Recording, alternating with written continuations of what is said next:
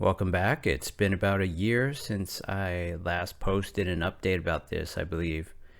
So on day 1168 in April, it's been 3.2 years. So from now on, I decided I'm going to include the month so I can better talk about the climate, the weather, and the seasonality rather than having to constantly look back at my calendar. So as you could see in 2023, April, the foliage was pretty lush. It always has this like mottled appearance. The sort of yellow edges. I don't know how other people's like seed grown lemon trees look, but it does look like there's a little bit of webbing here. Is that from spider mites? I don't see spider mites swarming like I did in the very early series when I started this YouTube channel with potting mix.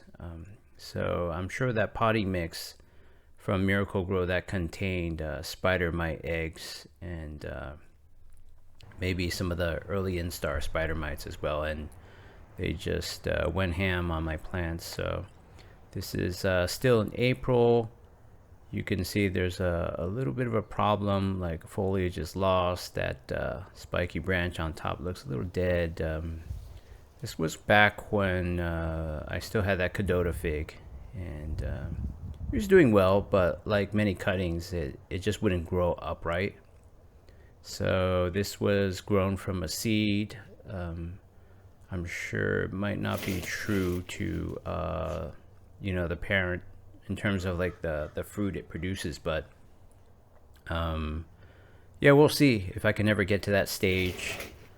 This plant has been through a lot of struggles. It's just been brutal. So like I said, there's a little bit of webbing on top. Maybe that's spider mites. So that could be from anywhere. It could be from the landscaping. There's like hedges, bushes, stuff like that. And yeah, so there's kind of a yellowish appearance. It's the foliage is never perfect, or at least not for long after it spawns on this plant, and it's always been like that. So yeah, I'm spraying some of this Bayer Bio Advance 3-in-1. It should offer mite protection, but in I'll admit, like in 2023, I wasn't really devoted to taking good care of my plants. So there was a bit of neglect, and by day 1188, lost an alarming number of leaves after just using my Lowe's kind of shower hose wand to water my plants, wash the leaves, etc. So you could see all the leaves here after a good watering. They're going to join that pile in the corner eventually. And yeah, so I have a lot of plants, lots of big leaves, and they keep generating fallen leaves, organic detritus, and so it's quite a mess. And eventually I moved my broom up front so I could sweep all that stuff away. So it's day 1202. It's May of 2023. You could see there's some new foliage coming out, sort of yellowish. The plant doesn't look too bad, but it looked a lot fuller just a month ago. So it really had me wondering what's going on. And this was not a period in which there was a caterpillar infestation, which I'll show you plenty of footage of later on in this update. But yeah, you could see there's like one branch that's just like almost completely dead. So is that due to spider mites or some other kind of nearly invisible pest?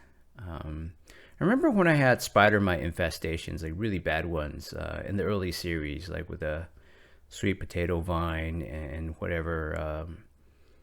They were definitely visible. It's not like you can't see them. I could see all sorts of instars of those things like crawling around, and yeah, I don't see them. Despite having all this access in the front yard now to full sun, I just don't see mites crawling all over the place. So it could be something else. It could be, fungal, viral, whatever. But with webbing, I'm pretty sure it's mites. But you never know if it's due to like root rot or just trouble underneath the ground, so to speak. Because if the roots are rotting, then the immune system of the plant just gets weakened. The entire foundation collapses, and then all sorts of parasites and scavengers come in. So it's like with the papaya tree, or the sapling rather. It looked really good, and then I had a really prolonged wet season, rainy season in this Mediterranean climate in San Diego, and then you actually can overwater in cocoa coir. Sometimes nature will do it for you. So I lived on balconies before in apartments, and these thorns are kind of a pain to deal with. You definitely don't want to handle them without tools or thick gloves. Just stay away from them. Just like with the Joshua tree, keep your distance and don't get poked. But the Joshua tree is much more brutal. That can draw blood. So, yeah, you just don't know because, this is like in August, many months later. But there's a bird poop caterpillar infestation once again. And this is a fat one. Maybe it's like 5th or 6th instar. I don't know how many instars these have, but I do remember when I was in a lab, insect lab, there was one researcher who was dealing with Bombyx mori, the silkworm. And these really remind me of silkworms. And those have, like, I think, 5 instars. So they molt like 5 times, I think, on average. And then they reach about this size, too, before they spin their silk cocoons. These form like a chrysalis. The adult butterflies are very darty and wary, like I showed you in the last update or two. So at this point, there's only like 2 like really big ones, and I didn't see the other ones. So I do believe that either birds or lizards get them. So once in a while, I'll see a lizard doing push-ups and running around. I caught a lizard actually. Yeah. So I don't think I showed that footage, or did I? But I can catch lizards with my hands, and there's been a few in my front yard, and I think those might be like some of the major predators too. So they might get some of these when they're younger, but then again, I mean, if they are, then how come the lizards and the birds aren't eating these when they get so big, and they should be a lot more obvious? I mean, to me, it seems like the early instar ones that truly look like disgusting bird poop, those should be avoided and harder to detect because they're so small.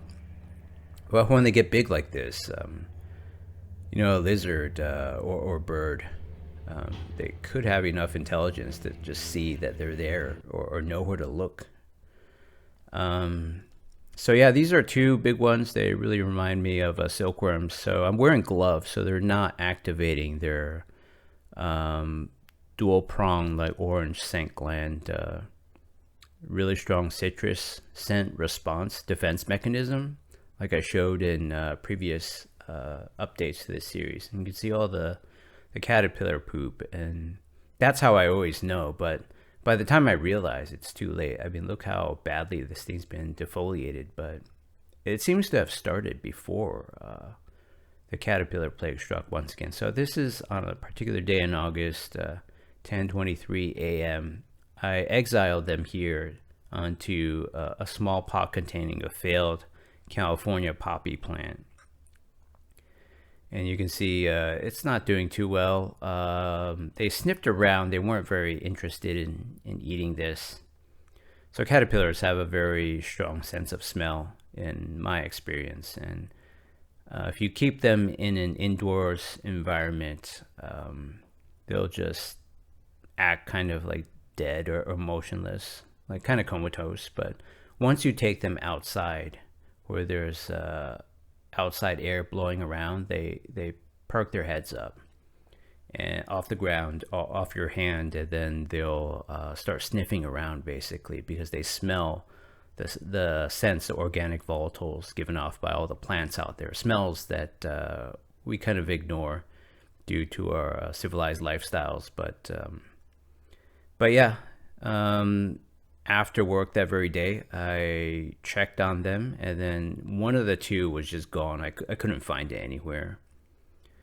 I don't know, maybe it was hiding under the rim of this pot. I don't remember checking, but this one was trying to make a break for it. So I think they instinctively know that when there's no food, it's time to just pupate, and I'm probably picking them off the branches when they're at their final instar anyway. So they're, ready or not, even if there's one more instar to go, I think the lack of food or lack of ability to get back to this lemon tree means they seek out shelter elsewhere, a good spot to pupate. So this is later on in October. The plant is in really rough shape. It's been completely defoliated by bird poop caterpillars. So these are different ones, maybe another generation. These things grow up really fast. So I didn't do a count, but there had to be at least like 6 of these big ones or medium-sized ones. So they're all over the place, and I guess their citrus defense works because you can see there's a molted skin there. This is one of the smaller ones, probably 3rd or 4th instar. So they're all over the place, and as soon as new leaves grow out, they eat them, and they're probably starving at this point. Something that was caused by their own doing.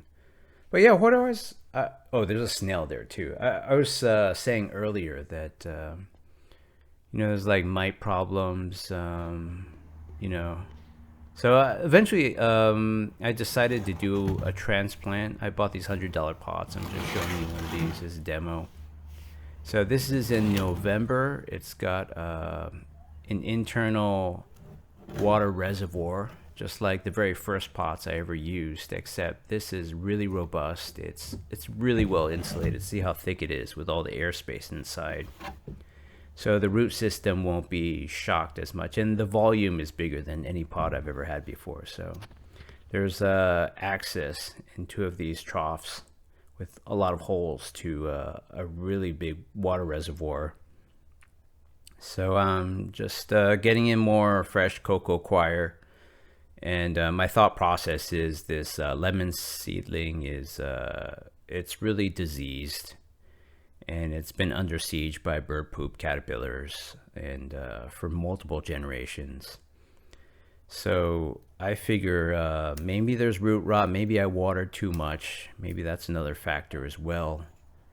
But yeah, you could definitely overwater with cocoa coir. I think what I wanted to say earlier was just yeah, like I lived on apartment balconies, but now that I just have plants exposed to full sun and full rain, then overwatering can occur naturally too.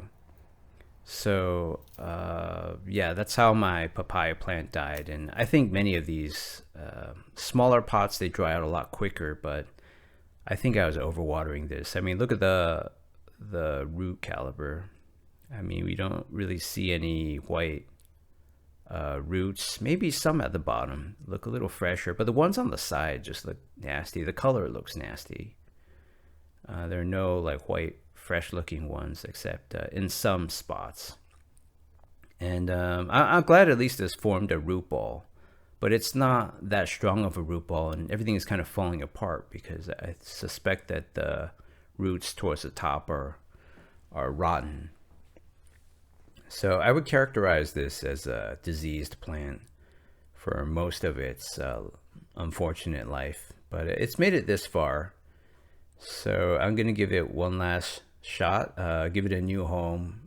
I'm hoping that all this fresh cocoa coir that's undiseased will wick away the water, and I'm hoping that the rainy season won't come too soon and it won't rain too hard. But unfortunately, I was let down by nature, because I think about 6 weeks later it started raining pretty hard, and we didn't have a rainy season as prolific as the previous year, 2022 going on to 2023, in this Mediterranean climate where it rains mostly during the winter and not at all during the summer.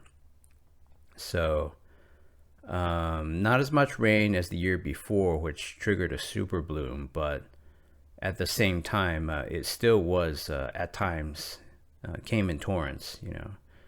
Areas of California just got flooded, and I think in the Sierras there were spots with record snowpacks.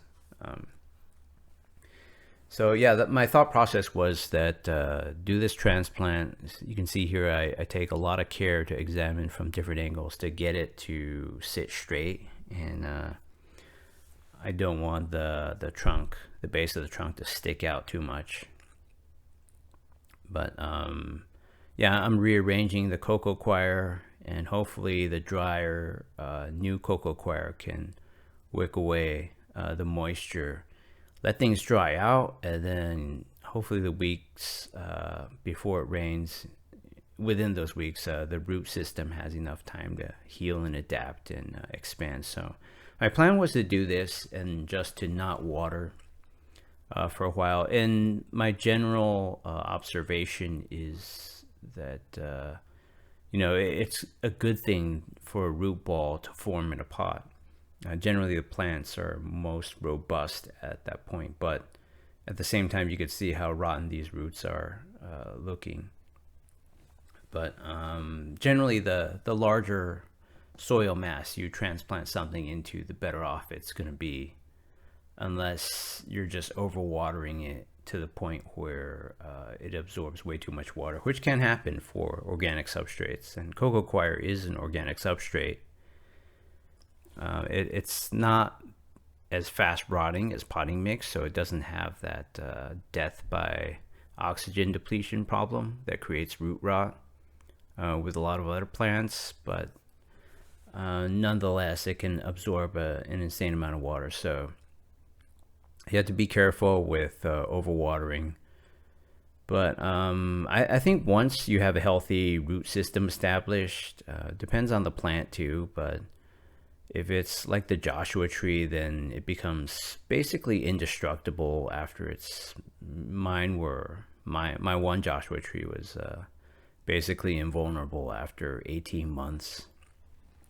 I mean, I think last time I transplanted into a square pot like this, I did see some roots that were sort of rotten or more fragile, but yeah, that was always one of my concerns of using cocoa coir. But you can see with such large volume pots, it's just too impractical to go out in the wild, drive out there and dig and haul like just hundreds and hundreds of pounds of like sand from Lowe's, for example, and some real dirt, mixing some like clay soil out there. I mean, to fill a pot this big, it would be a few hundred pounds, and then the entire structure would be just completely immovable, and I'd be at risk of causing the pots to like puncture or break by trying to drag them around on these concrete slabs. So the benefit of these pots is once you fill them up with water, and it takes a little bit of adaptation, you got to let the hose, the shower, run onto the base of the trunk into the soil, cocoa coir, for many minutes. It can take like 10 minutes of letting it run, and of course you don't want the volume, the flow on full blast, because then you're going to wash some of the cocoa coir away. So you can't have too strong of a torrent of water coming out of your garden hose. But it takes a long time for all that water to percolate in there and to fill up the reservoir, and then you'll see there's a huge lag or delay in filling it up and then watering, and then seeing a stream of water come out of that relief hole that I showed you for the pot before I did all of this. So I hope these are worth it. I'm new to these pots, but it's basically the same principle as the very first pots that I bought, which were self-watering pots.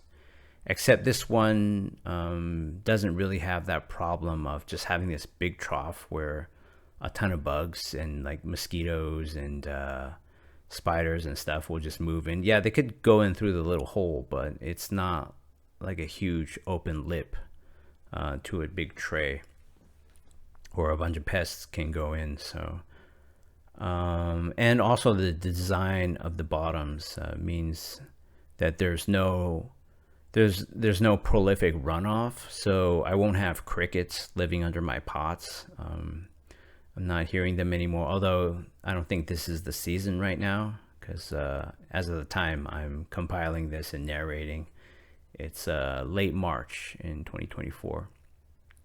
So hopefully I never see little roach nymphs and crickets. They get pretty loud too. So here's footage from the same day, but one of these I believe that I exiled to that little California poppy pot. Went there, and I think maybe the other one went here, or it could just be from the second generation. But they tend to want to go towards the house. They like the Joshua tree. Remember, one of them did this on the pot of the Joshua tree.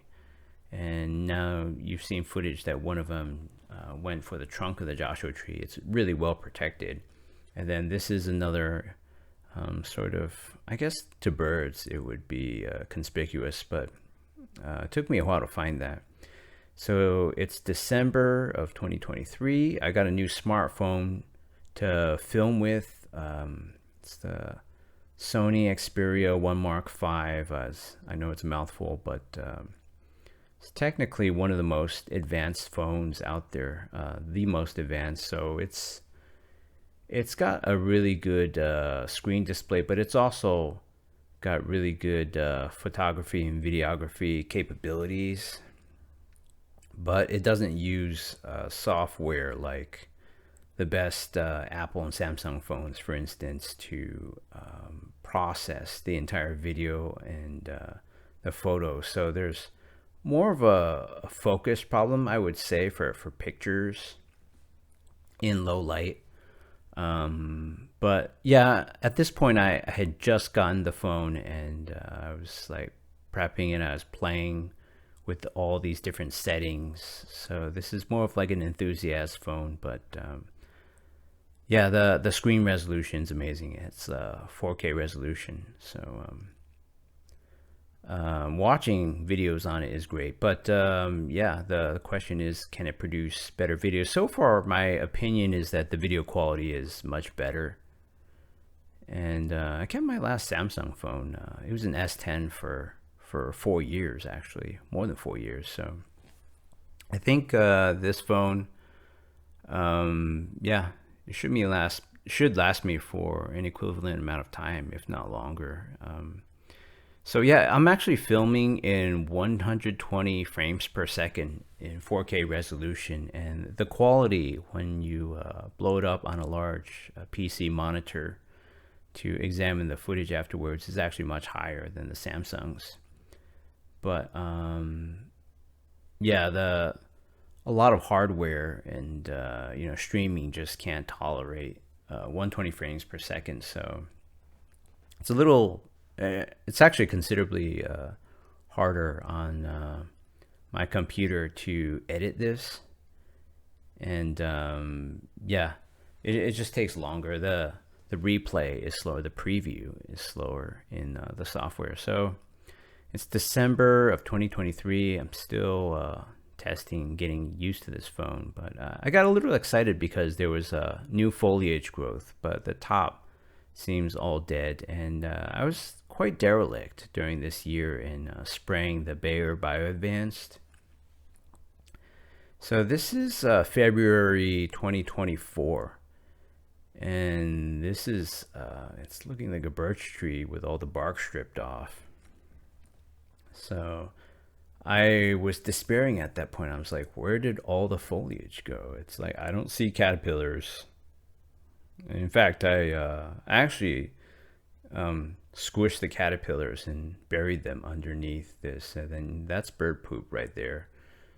Even though it had nothing to do with eating the bird poop caterpillars. So I know this is a very depressing sight after more than 4 years into the series, but I do believe there is some hope because I blasted everything with Bear Bio Advance recently, and I really drenched everything. So hopefully that killed all the mites and whatever pests were lurking that I couldn't see. So you can see some new buds here. I hope these hold up and the new leaves come back as the weather warms up. It's been really cold throughout March and February, so I'm hoping it's just a weather thing and that everything gets going really soon. But I'll have to really up my applications with pesticide or whatever insecticidal soaps. I'm willing to try anything at this point, and I'll definitely keep an eye out against caterpillars. So thanks for watching, and please stay tuned to my YouTube channel for further updates.